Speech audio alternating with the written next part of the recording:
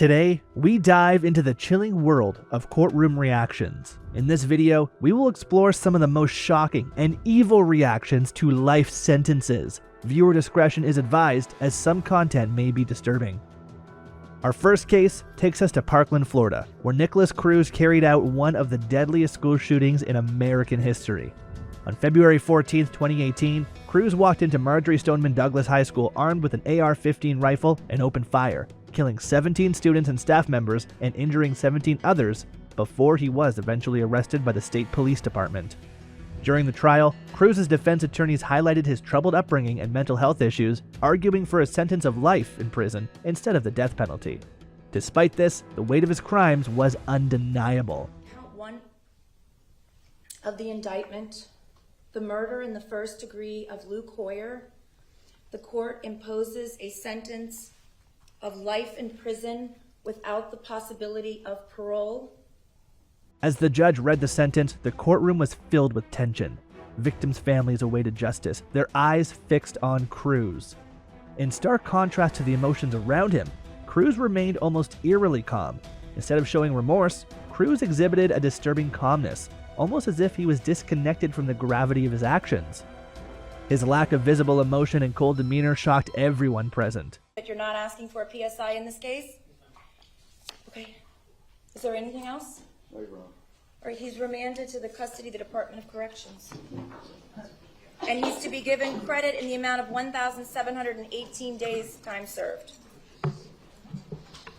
As you can see, his reaction, or rather lack of reaction, left a chilling impact on the courtroom, a stark reminder of the tragedy he caused.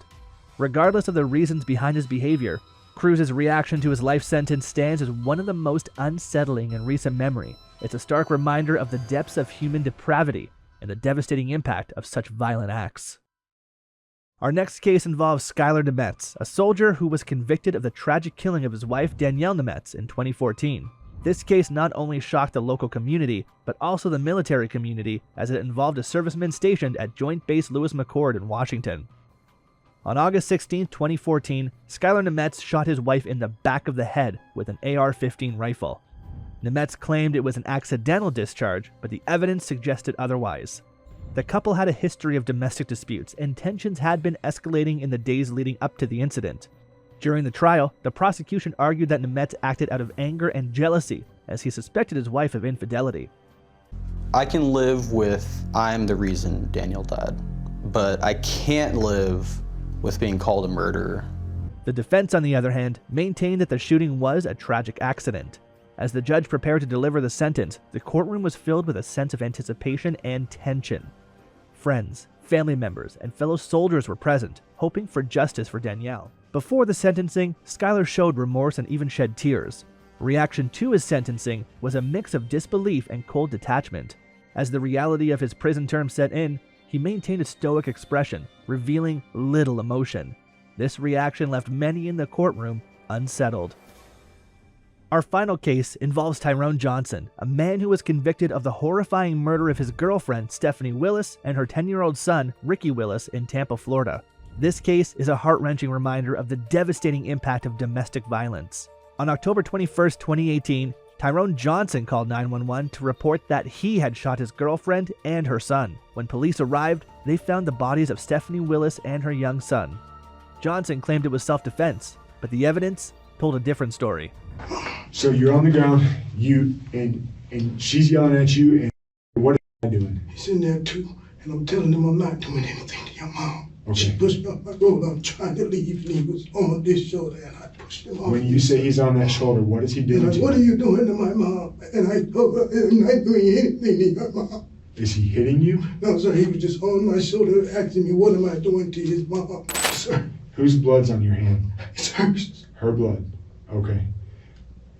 And once you start firing, did you fire too? I just fired, sir. You just started firing. So you're sitting on the ground on your butt, firing. So they're basically standing up.